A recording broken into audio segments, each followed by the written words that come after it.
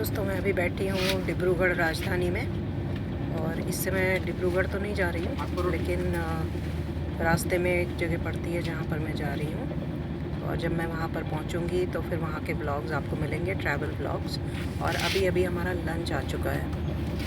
तो मैं पहुँच गई हूँ जसीडीह, ट्रेन से आई हूँ और यहाँ से 9 किलोमीटर है देवघर, और देवघर में है वैद्यनाथ धाम। बाबा के दर्शन है, तो अभी ऑटो से जा रही हूँ। जसीडीह स्टेशन से बड़े आराम से ऑटो मिल जाता है, और ट्रेन बहुत सारी आती हैं। जसीडीह काफ़ी बड़ा स्टेशन है, और दूसरा स्टेशन यहाँ पे देवघर भी है। देवघर स्टेशन से भी आप आ सकते हैं, वहाँ से 4 किलोमीटर है केवल वैद्यनाथ धाम। तो दोस्तों पहुँच गई हूँ देवघर, और अभी बस वैद्यनाथ मंदिर की तरफ जा रही हूँ। पहले दर्शन करूँगी, उसके बाद फिर देखूँगी कहाँ तक कितना व्लॉग बनाना अलाउड है, और वो फिर आपको मिलेगा। और मैं असल में बिहार आई हुई थी, मेरे कुछ फैमिली है समस्तीपुर में, तो वहाँ से ट्रेन से आई हूँ मैं। और वैद्यनाथ आपको पता ही है कि ये 12 ज्योतिर्लिंगों में से एक है, भगवान भोलेनाथ का, और ये झारखंड में पड़ता है। बाकी मैं डिटेल्स वहाँ पर एक बार मंदिर के कॉम्प्लेक्स में पहुँच के उसके बाद फिर आपको दिखाती हूँ। ये देखिए,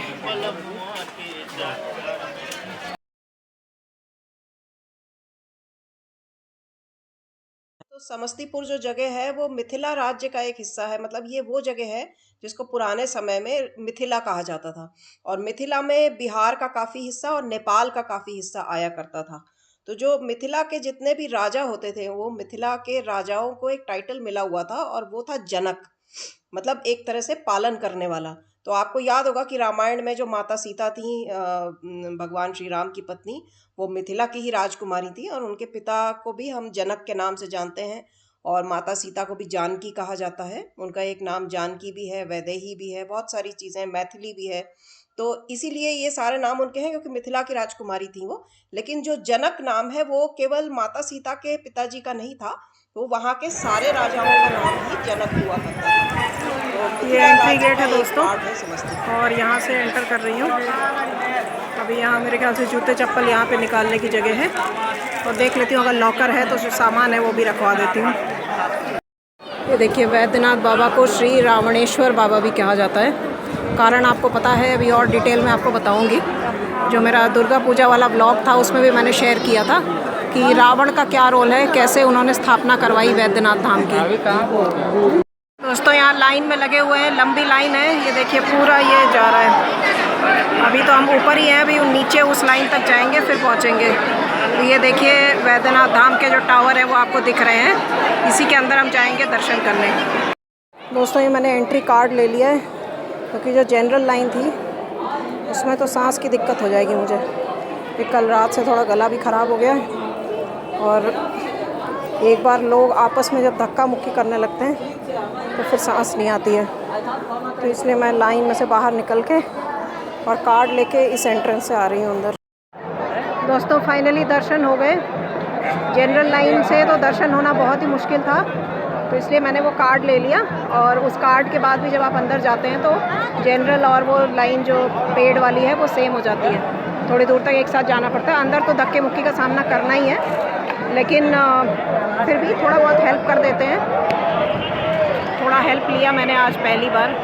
अब तक मैंने जितने भी दर्शन किए कभी हेल्प नहीं लेना पड़ा किसी पंडा से, लेकिन आज हेल्प लेना पड़ा, और अच्छा ही रहा मुझे लगता है।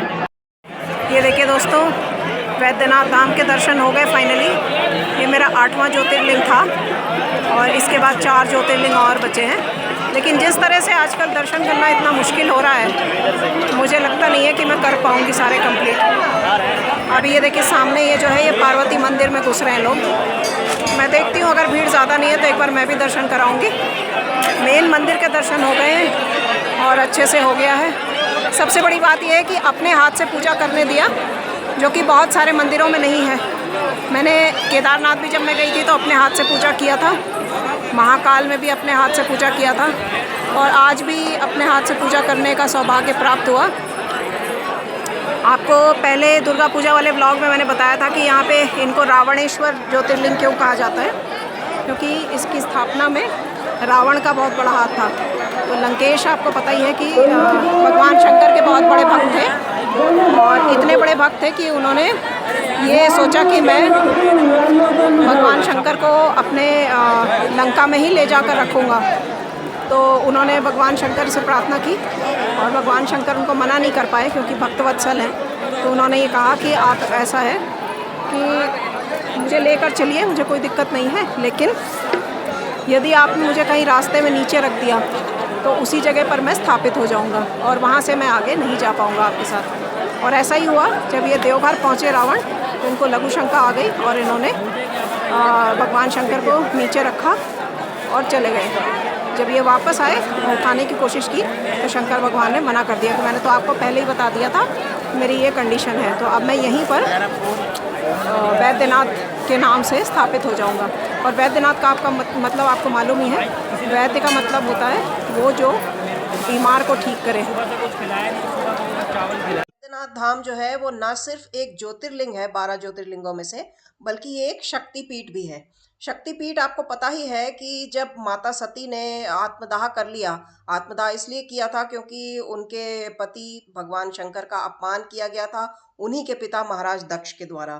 तो दक्ष के हवन कुंड में सती ने अपना सेल्फ इमोलेशन मतलब आत्मदाह कर लिया था, और उनकी मृत्यु के बाद भगवान शंकर बिल्कुल अपना मानसिक संतुलन खो बैठे थे और तीनों लोकों में उनकी जो डेड बॉडी थी उसको लेकर वो भ्रमण कर रहे थे। तो भगवान विष्णु ने समझा कि ये स्थिति अच्छी नहीं है, अगर थोड़े दिन और चली तो प्रलय आ जाएगा। तो उन्होंने अपना सुदर्शन चक्र छोड़ा, और जो सती माता का शरीर था जिससे भगवान शंकर का अटैचमेंट था, जुड़े हुए थे वो, तो उस शरीर को छिन्न भिन्न कर दिया उन्होंने। तो वो 52 टुकड़ों में बट गई शरीर, और जहां जहां वो गिरी, उस शरीर के हिस्से जहां जहां गिरे, उन सब जगहों को शक्तिपीठ कहा गया। और ये जो जगह है वैद्यनाथ, यहाँ पर माता सती का हृदय मतलब उनका हार्ट गिरा था। तो हृदय का जो कनेक्शन है, किसी भी दो आत्माओं के बीच में एक आत्माओं का कनेक्शन तो है ही, लेकिन उससे दूसरे नंबर पे अगर कोई चीज आती है तो वो है हृदय का, हार्ट का कनेक्शन। तो माता सती का हृदय यहाँ पर गिरा था। अभी जो आपने पार्वती मंदिर देखा, भगवान शंकर का जो मंदिर है और जो पार्वती माता का मंदिर है, उसके बीच में जो लाल धागे एक दूसरे के साथ बांधे जाते हैं, पिरोए जाते हैं, वो दोनों टावर्स में आप देख रहे हैं कि ऊपर वो लगे हुए हैं।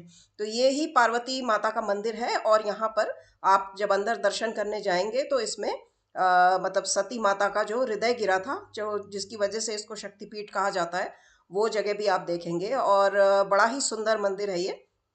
और उसके अलावा यहाँ पर महाविद्याओं का मंदिर भी है, माता काली का, तारा का, माता बगलामुखी का, बहुत सारी मंदिर हैं यहाँ पर। तो आप पूरे इस कॉम्प्लेक्स के अंदर आप काफ़ी देर टाइम अपना स्पेंड कर सकते हैं, और बड़ा ही अच्छा आपको फील होगा यहाँ पर आकर। यहाँ पर है लक्ष्मी नारायण का मंदिर, ये माँ काली का मंदिर है, ये अन्नपूर्णा देवी का मंदिर है, और ये है माता पार्वती का मंदिर। दोस्तों ये है माता बगलामुखी का मंदिर, और ये 10 महाविद्याओं में से एक हैं। और कलयुग में महाविद्याओं का बहुत ज़्यादा रोल है हमारी लाइफ में, क्योंकि कलयुग में जो है पाप बहुत बढ़ गए हैं।